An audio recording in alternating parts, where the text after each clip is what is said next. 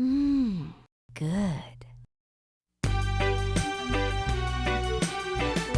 Hey baby, what's not cooking tonight? Rio's gonna show ya. Hey baby, Rio's gonna make it right. Rio's gonna show ya. Hey baby, you're gonna feel so great. Rio's gonna show ya. Hey baby, time to rejuvenate. Rio's gonna show ya.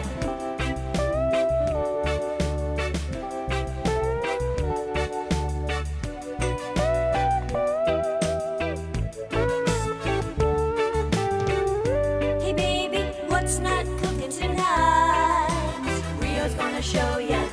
Hey baby, Rio's gonna make it right. Rio's gonna show ya. Hey baby, you're gonna feel so great. Rio's gonna show ya. Hey baby, time to rejuvenate. Rio's gonna show ya.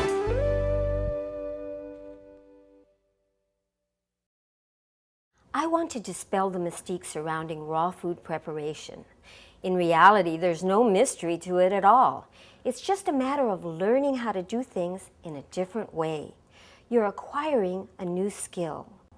Remember as a child when you were learning how to ride a bicycle or any other endeavor that at first seemed a little daunting or confusing? Well, you took a few tumbles, but in the end you learned a skill that stayed with you for the rest of your life. And learning this skill of raw food preparation is going to reward you handsomely with abundant good health.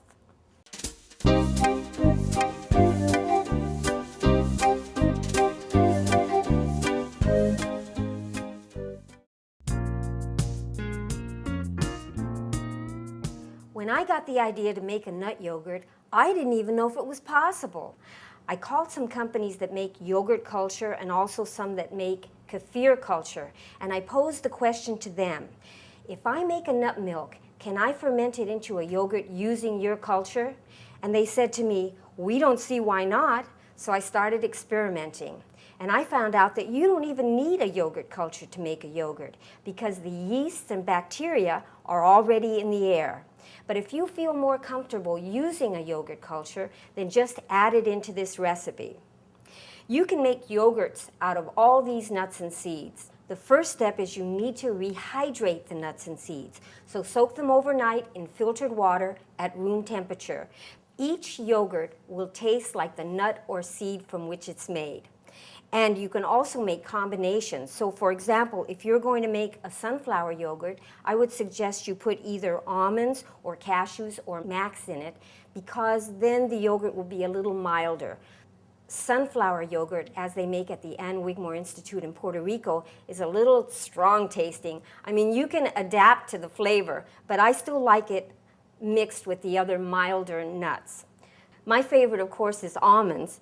So I'm going to use 2 cups of almonds here, and we're going to get the trusty Vitamix blender, put 2 cups of peeled almonds in, measure out about 10 ounces of water, and this is where the difference comes in.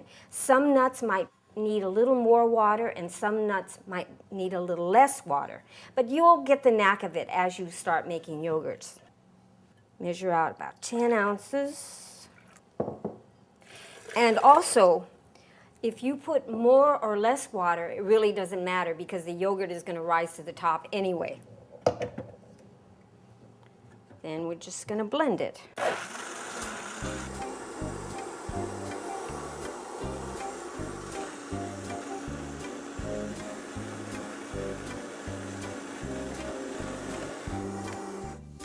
Okay. So then when you've got a fine cream, you're going to put it through a muslin bag and squeeze it. Squeeze the liquid out.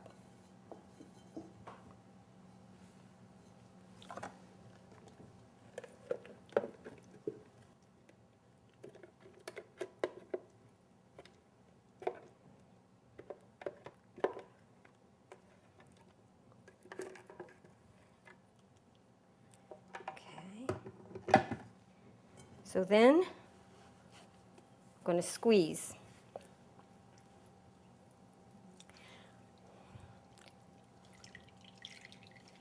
My friend and a wonderful raw food chef, Felicia, her company is Heartlight Live Soul Food, makes a mean yogurt because she squeezes the hell out of this. When she's finished squeezing, there's hardly any pulp left. But we don't have to be that ambitious. Yeah, I could go for some salsa now. Put some music on, do it to the rhythm.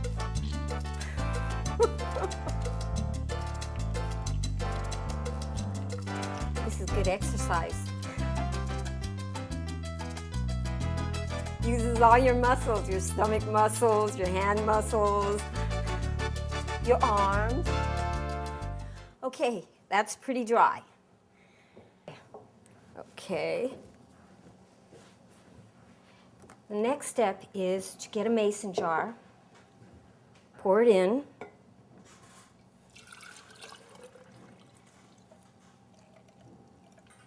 then you're going to find the warmest place in your kitchen to let this sit for about 8 to 12 hours. And you have to cover it with a breathable cloth. It can be a dishcloth, but it just needs to breathe. And the warmest place in my kitchen is right here. And of course, I already have one that I made last night, which I'll show you.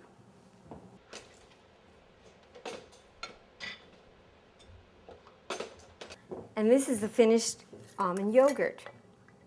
This is actually a double portion, which Felicia, the hands, made. And you can see there's some whey in it. When I usually make a single portion, you're going to have less yogurt. You're going to have half as much yogurt and a little bit of whey on the bottom. So I'm going to serve myself some yogurt.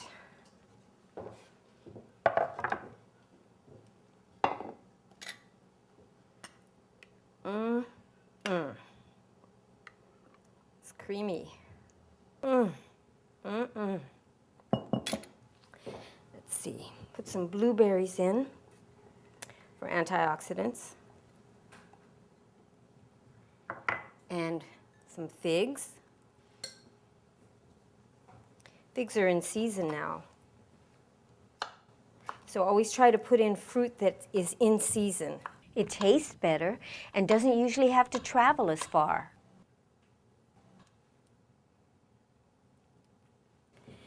And these are some goji berries. I've soaked them overnight in water. This is supposed to be a superfood, an ancient Chinese food.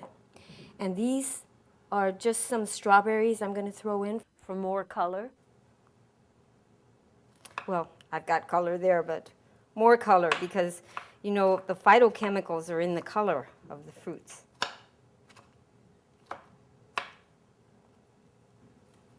You could even use the tops for chlorophyll if you want.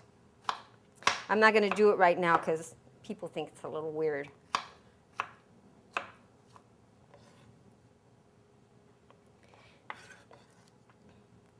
Now this makes a wonderful breakfast, or you can use it as a snack or as a light lunch.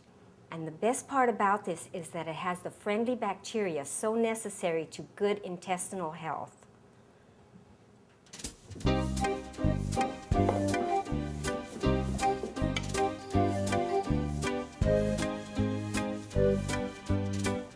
This is the almond yogurt that I made yesterday. I wanted to show you what it looks like when you don't squeeze it quite as hard as Felicia does. There's nothing wrong with Felicia's yogurt, but this one is a little lighter, and with less pulp in it, it tastes more like the texture of dairy yogurt. See?